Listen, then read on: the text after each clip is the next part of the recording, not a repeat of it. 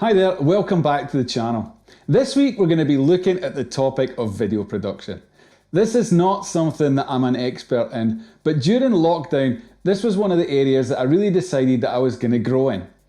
I made a decision when we went into isolation like everybody did across our country, that I wanted to come out of that better than I went into it. So I wanted to use that time to learn a new skill or something like that.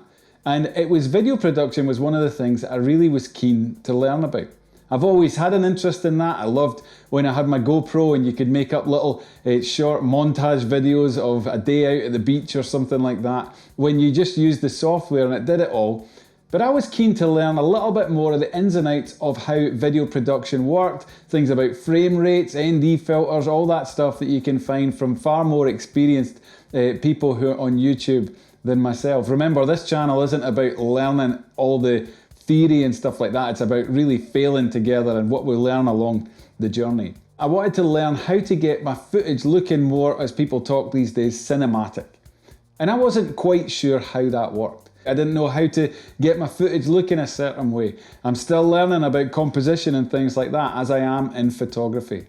But one of the areas that anytime I would watch a videographer on YouTube with their lessons and things like that, was that they would often use these things called LUTs, which stands for lookup tables. The idea being that you apply these to your footage and it's meant to look like what their footage looks like.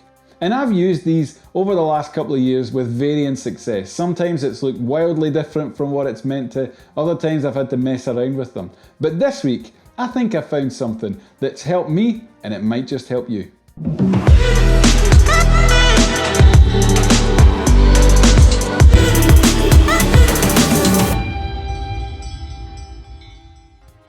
Last week I was watching another YouTuber called Chris Brockhurst. He's a fellow Brit, but I think he lives now in Canada. Well worth checking out his stuff to see about video production and stuff. And he recommended using these LUTs called phantom LUTs. And as I said, over the time what I've found is that a lot of the LUTs that I apply, they've not worked as they were intended to work. But these ones, he says that if you apply them to your footage, then it makes it look like the footage from an Arri camera. Arri are really high-end professional cinema cameras. And it takes your footage that you film on the type of camera that you have, in my case a Sony a7C, and make it look like the colours of an Arri Alexa. So I thought I would check these LUTs out and see if they really were just as simple as click and drag, and then your footage looks like an Arri Alexa camera. Anyway, you can be the judge of that.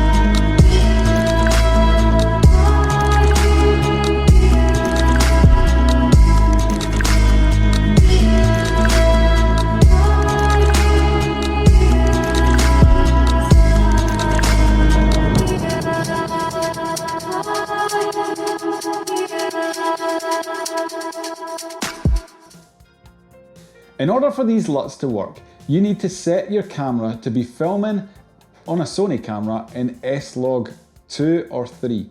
Now my camera is a Sony a7C, and so it's meant to work with S-Log 2. If you're in a higher end camera, you would use S-Log 3. But because my camera isn't as fancy as those high-end cameras, it's recommended to use S-Log 2. But that type of footage is flat, meaning that when you look at it, when you're recording it, it looks kind of washed out.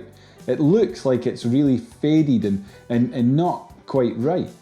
But the idea is that it captures the most information in the highlights and in the shadows, and then you've got more room to deal with that in post-production. So this here is just my complete workflow. I insert my footage, I add an adjustment layer over the top, and an adjustment layer means that what you apply to that adjustment layer, the effects or the presets or the things like that that you apply to it, they apply to every clip underneath the adjustment layer. And so that way I can add my LUT onto that and drag it across, and that way it applies that LUT to every clip that's underneath that on the timeline. So what I then do is I can apply different exposure adjustments and contrast to each of the individual clips so that they all have the same look, but the exposure's right for each individual clip. And as you can see, it's really amazing. These LUTs actually work. So you might be looking at other people's content creators' LUTs, and I'm not taking away from them, I'm sure many of them are amazing, but the Phantom LUTs I certainly have found to be well worth it. Why don't you go and check them out? I'll put the link in the description below. Have a look and see what you think. We'll be back next week. We might be out photography, we might be out doing some video, whatever it looks like next week. I'll see you then. Have a great week.